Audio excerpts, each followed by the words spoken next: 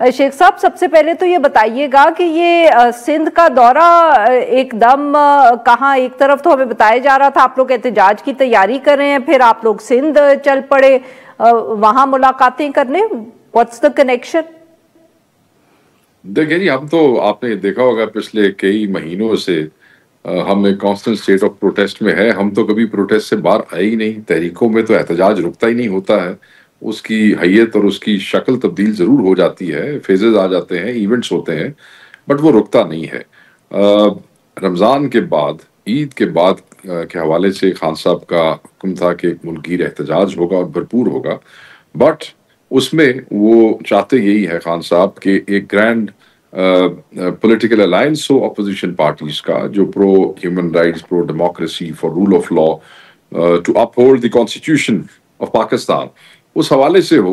तो उसको shape up करने पे बड़े अरसे से काम हो रहा था। आपने देखा कि खकान अब्बासी साहब से लेके सर, मौलाना साहब को तो आपने अभी कन्विंस किया नहीं। आप सिंध किधर चले गए हैं वहां के लोगों को कन्विंस करने? जो आपके साथ थे उनको तो पहले आप ऑन बोर्ड कर लें जी। मैं उसी तरफ आ रहा हूँ। बात यह है जी कि ऑब्वियसली मौलाना साहब के साथ हमारी वो एंगेजमेंट 26वीं तरमीम के बाद तात्तुल आया और दोबारा शुरू हुई। हमारे लोग वहां पे गए और गए तो फिर एक मुश्तरका एलामिया आया कंसेंसस के साथ, जिसमें हमने फ्रेश इलेक्शन मांगा है। उसमें मौलाना भी शामिल, खकान अब्बासी भी शामिल, MWM भी शामिल, SIC भी शामिल और पाकिस्तान तहरीक इंसाफ भी उसमें शामिल। तो वो मुश्तरका एलामिया आप याद करें जो चंद दिन पहले आया, वो मौलाना के साथ कंसेंसस हुआ, इत्तफाक किया गया, उसके बाद आया। अब इत्तफाक से इत्तेहाद की तरफ का जो सफर है वो हमारा जारी सारी है। अब उसके लिए हम ये नहीं है कि हम बाकी पार्टियों जिनसे हमारी पुरानी एंगेजमेंट हो रही है उनसे चीजों को शेप अप ना करें। तो सिंध में वो क़यादत बड़े अरसे से ज़िम्मेदारान का जाना ड्यू था, वो गए, GDA से मुलाकात हुई और भी बहुत सी छोटी बड़ी पार्टियों से वहां पे मुलाकात होगी। GDA पहले भी बहुत बड़े बड़े इवेंट्स जो है वो कर चुके हैं खान साहब के हवाले से, रिहाई के हवाले से खसूसन उन्होंने भी बड़ा वाजे किया। To uphold the constitution and rule of law के हवाले से वो बड़े क्लियर है, पॉलिसीज के हवाले से वो जंग में शामिल होना चाहते हैं। तो अब हमारे चीफ मिनिस्टर जो है वो भी कल जा रहे हैं और एक्सक्लूसिव मुलाकात पीर साहब अखाड़ा से करेंगे, खान साहब की नुमाइंदगी करते हुए और पाकिस्तान तहरीक इंसाफ की नुमाइंदगी करते हुए। सो एक तो वफ्त अभी गया। अच्छा सर, ये आपने क्योंकि चीफ मिनिस्टर साहब का जिक्र किया तो ये तो बताएं कि जो शेर अफजल मरवत साहब आजकल रोज बयानात दे रहे हैं, इंटरव्यूज दे रहे हैं, उन्होंने तो मेरे ख्याल में पार्टी में तकरीबन सब पे ही इल्जामात लगा दिए कि आप सब प्लांटेड हैं, आप सब आपकी जो अपने पार्टी के फंड्स हैं उनमें भी गड़बड़ हो रही है, आप लोग एजेंट्स भी हैं। अब मैं क्या बात करूं सर, आई मीन आप इसको सिर्फ इग्नोर ही करते चले जाएंगे? देखें, मैं नहीं समझता कि लोग इग्नोर कर रहे हैं। वो जिनके बारे में गुफ्तगू करते हैं वो साथ साथ जवाब दे देते हैं।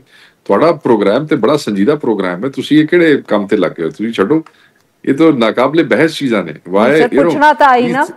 नहीं sir, I mean we have to ask. ये तो नहीं हो सकता कि हम अब आप कहें कि शेर अफजल मरवत साहब सीरियस नहीं है तो हम उन पे बात ना करें, उनके इल्जामात। देखें, ये सारी चीजें, कई चीजें अल्फा अपने टाइम पे अच्छी लगती हैं। इफ दे आर कई चीजें अपनी वक़्त और अपनी हैसियत और अपना वजन खो बैठती है, वो गुफ्तगू जो टाइम पे प्रॉपरली ना की जाए। तो मैं ये समझता हूँ कि जब ये सारी चीजें जिन जिन पे वो इल्जाम लगा रहे हैं, हमारे वो दोस्त उसको रिस्पॉन्ड कर रहे हैं। पार्टी ने इमरान खान साहब के हुक्म पे उनको एक नोटिस दिया था, उसका उन्होंने जवाब दिया और फिर खान साहब को जवाब शेयर किया गया। खान साहब उससे मुतमईन नहीं हुए होंगे तो खान साहब के हुक्म पे एक एक्सपल्शन लेटर जो है वो निकाल दिया। तो सर ये बताइएगा कि उनकी पार्टी, उनके सीट का क्या होगा, कंस्टिट्यूएंसी का? Is he going to continue on that या आप उस पे भी कुछ करेंगे? देखें, उस पर एक लीगल पोजीशंस होती हैं, आपको पता है कि उस पर कानून और आइन बड़ा वाजे है, मनी बिल के हवाले से बाकी कुछ चीज़ें हैं। तो उस पर अभी कोई ऐसा फैसला नहीं हुआ है। और मगर किसी के लिए मेरे ख्याल में ये काफ़ी होता है कि जब उसको पार्टी चीफ जो है वो पार्टी में से एक्सपेल कर दें। मैं ये समझता हूँ कि हम नहीं चाहते कि पाकिस्तान तहरीक इंसाफ ऑफिशियली इस किस्म की किसी बहस में उलझे। सो अगर कोई वन साइडेड गुफ्तगू कर रहे हैं तो वो उनका इस्तेकाक है, वो कर सकते हैं। जो दोस्त उसको रिस्पॉन्ड करना चाहते हैं करें, मगर officially Pakistan Tehreek Insaf has many other challenges, बहुत बड़े बड़े इश्यूज हैं। एहतजाज है, ग्रैंड अपोजिशन अलायंस है, मामलात हैं उन तो सर आपके आज मैं कमांगा, फिर कल कोई कहेगा, फिर मैं कमांगा कोई। This is what people want actually. सही है sir, very quickly way running out of time. ये बताइएगा कि हमने सुना था कि खान साहब तैमूर झगड़ा साहब को बुला रहे हैं और कामरान बंगश साहब को भी, वो मुलाकात तो उनकी हुई नहीं, और अब पता चला है कि गंडापुर साहब ने इमरान खान साहब को कन्विंस कर लिया है कि इनको कैबिनेट में लेने की जरूरत नहीं है। ये दूसरी दफे इत्तला आ रही है, जब नई नई काबीना बनी थी तब भी यही बात थी कि इमरान खान साहब चाहते थे कि ये काबीना में हो, गंडापुर साहब ने उनको कन्विंस कर लिया कोई जरूरत नहीं है। देखिए, पहली बात यह है, मैं समझता हूँ कि ऐसी एग्जैक्टली ये बात नहीं है।